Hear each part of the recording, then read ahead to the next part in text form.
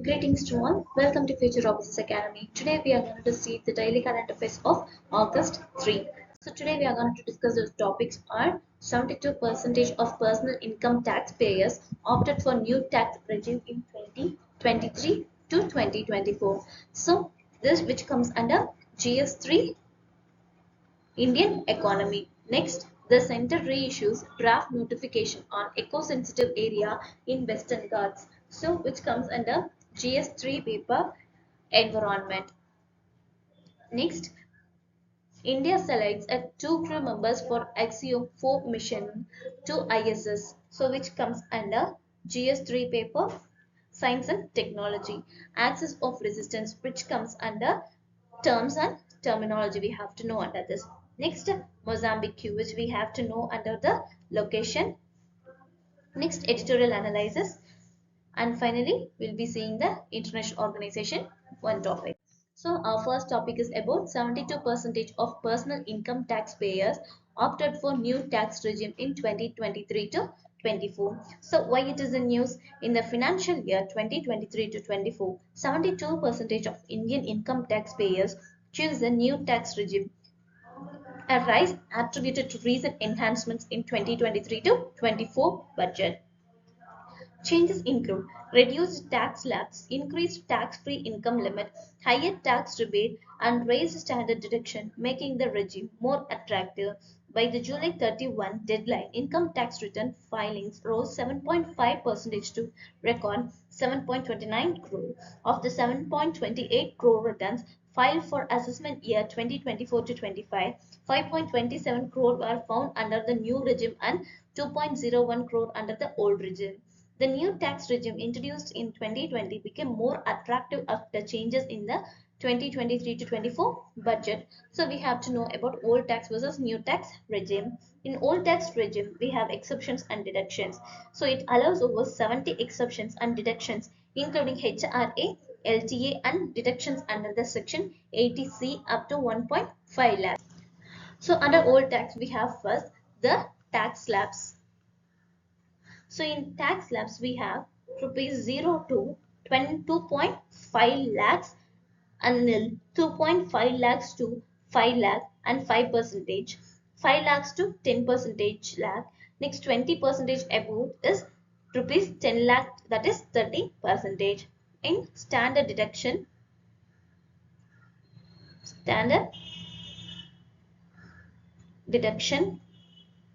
we have rupees 50,000 available for salaried and pension individuals. Next, family pension. So in family pension, deduction of 15,000 or 1/3 of the pension, which is ever lower. Next is high net worth individuals. In high net worth individuals, its higher surcharge is of 37% on income over 5 crore, leading to an effective tax of 42.74%. Next is flexibility. In flexibility, we have requires detailed documentation and claims for deductions and exemptions. Next is new tax regime, exemptions and deductions. So in new tax exemption and deductions is no claims for most exceptions and deductions such as HR, LTA or section 80C. So same we have under new tax regime exemption. In tax slab, we have rupees 0 to 3 lakh, that is nil. In 3 lakh to 6 lakh 5%, 6 lakh to 9 lakh, that is 10%, 9 to 12 we have 15%, 12 to 15 we have 20%, and above 15 we have 30%. In standard deduction in new tax regime, we have 50,000 in both regimes. Budget to 2024 has increased to 75,000 here. Next, in family pension, we have 15,000 here in old tax. In new tax, we have 25,000 rupees, 25,000. Next, high net worth individuality, we have 37% to 25%, which is lowering effective tax rate to 39%. Next, with this we have default regime, that is new regime is default option. Switching requires submission to form 101 EA. Now choosing between these both, the old tax between regime is advantageous for those with significant deductions and exceptions, while the new tax regime is beneficial for those preferring simplicity and lower tax rates without needing extensive documentation. So with this, we have UPSC prelims questions which have been asked in 2017. Consider the following statements. Tax revenue as percent of GDP of India has steadily increased in last decade. Fiscal deficit percentage of GDP of India has steadily increased in the last decades. Which of the statement given above is correct? The answer is D. So both the statements are wrong statements. Our next topic is about Center reissues draft notification on eco-sensitive areas in Western Ghats. So why it is in news?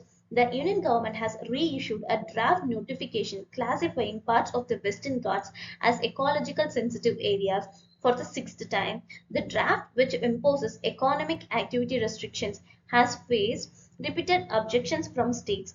The new version coincides with recent Wayanad landslides even, but it reportedly routine. Now we have to know about ecologically sensitive areas.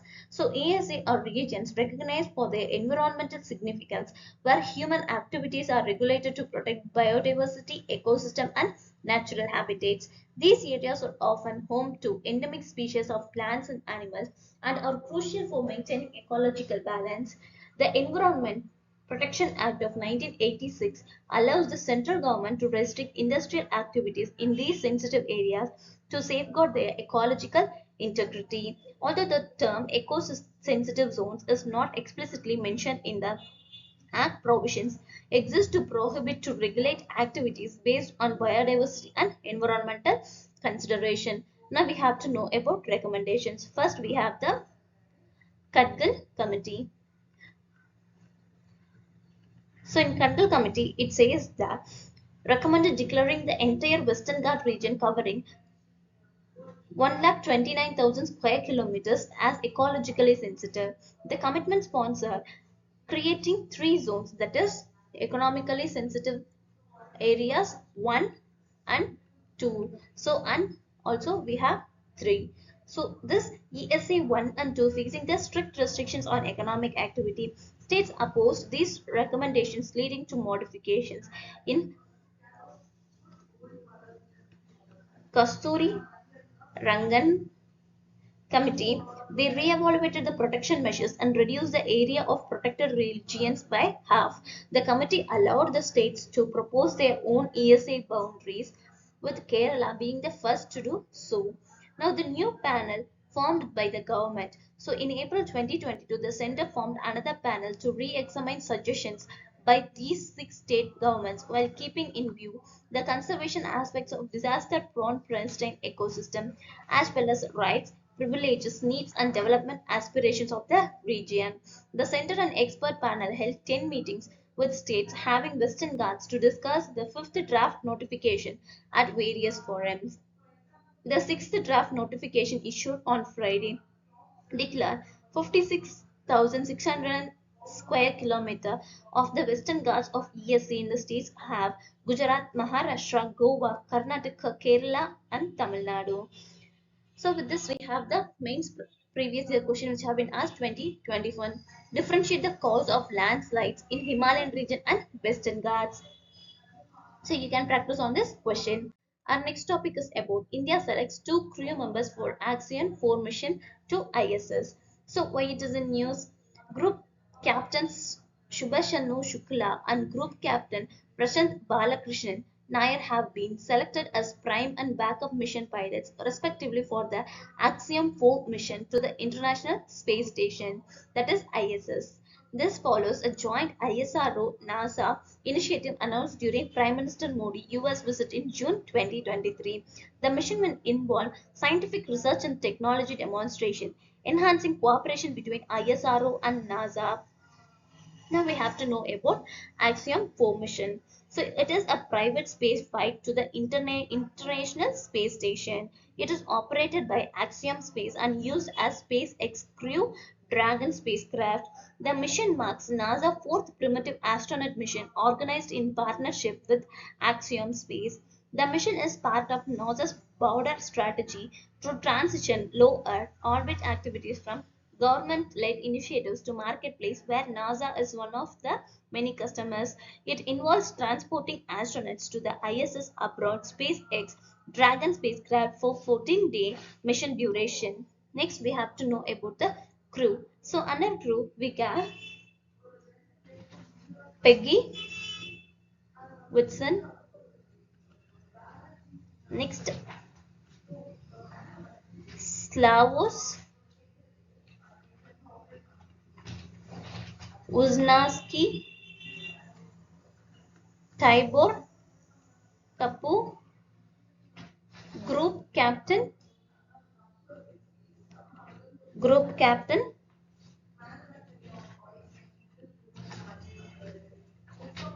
Shubhanshu Shukla. So these are the crew. The mission objectives are commercial space endeavors, international collaboration, and finally the research and development. So significance of mission is it will help in increasing global access to space. It will normalize living and working in microgravity. So in International Space Station, we have to know about it is a large spacecraft that orbits Earth in low Earth orbit, approximately 400 kilometers above the Earth's surface. It serves as a space laboratory where astronauts conduct experiments in microgravity conditions. The operational status is currently ISS is the only operational space laboratory. It has been continuously inhabited since 2000. The ISS is in a collaborative effort involving five space agencies. So they are NASA from United States, next Roscosmos from Russia, next JAXA from Japan, next ESA from Europe, and CSA from Canada.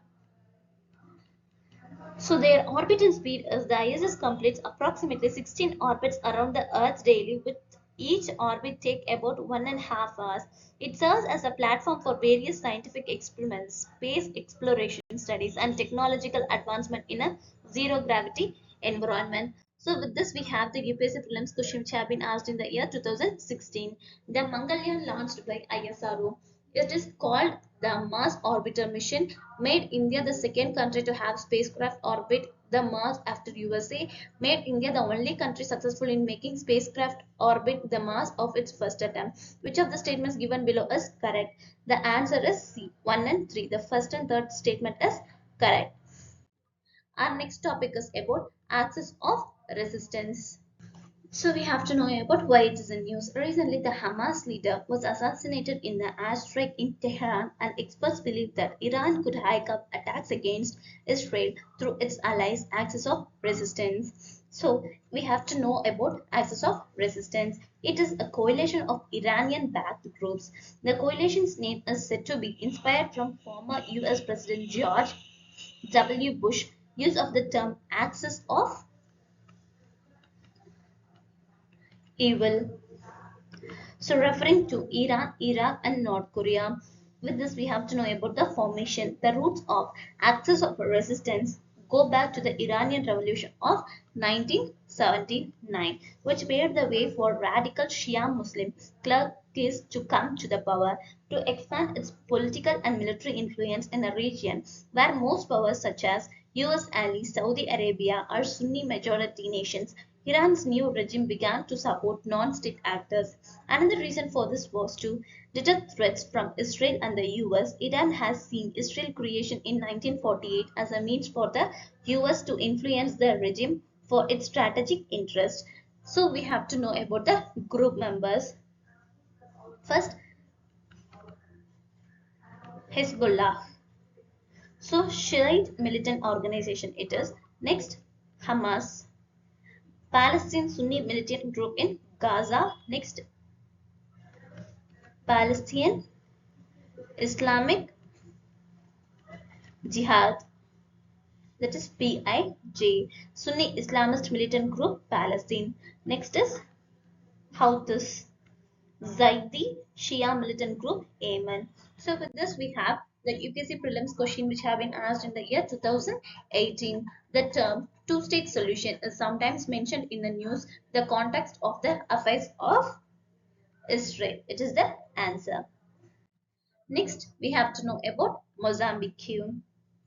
The shipments of tar or PGNPs from Nakla port in Mozambique, distributed by an anti-Indian group, have resumed after the Ministry of Consumer Affairs raised the issue with the Ministry of External Affairs. So we have to know about Mozambique. So it is a country in the southern African and is located in the southern and eastern hemispheres of the earth. The country also has the coastline on the Indian Ocean to the east. The island countries and territories of Madagascar, Comoros, and Mayotte are separated from Mozambique by the Mozambique Channel. So the bordering countries are Zimbabwe, Eswatini, South Africa, Zambia, next Malawi, and Tanzania. So we can see in the map here. So, what are all the rivers seen here? It is drained by several significant rivers, with the Zambezi being the largest, and other rivers are Limpopo, Lichonka, Lurio, Roma. The rivers are Limpopo, Lichungo, Lurio, Roma, and we have many. The major lakes are Lake Malawi, that is in Niger. Next highest peak is Mount Binga. Capital is Maputo. Is the country's capital while the largest city of Matulo. The natural resources are the country's principal natural resources are natural gas, coal, minerals, sand, hydropower, and most likely oil. So with this we have the UPSC question which have been asked in the year 2022. Consider the following pairs. Region often mentioned in the news. These are the regions and these are the countries. So Anatolia, Turkey, Amhara, Ethiopia, Cabo Delgado, Spain, Catalonia, Italy. How many pairs given above is are correctly matched? So the answer is B. Only two pairs are correctly matched. So next is editorial analysis. So in editorial analysis, we have the topic of an unstated shift in Modi's economic direction. So with this, we have to know about detailing under this editorial topic. The article discusses India's new employment-linked incentive scheme, marking a shift from previous economic policies focused on GDP growth to direct job creation.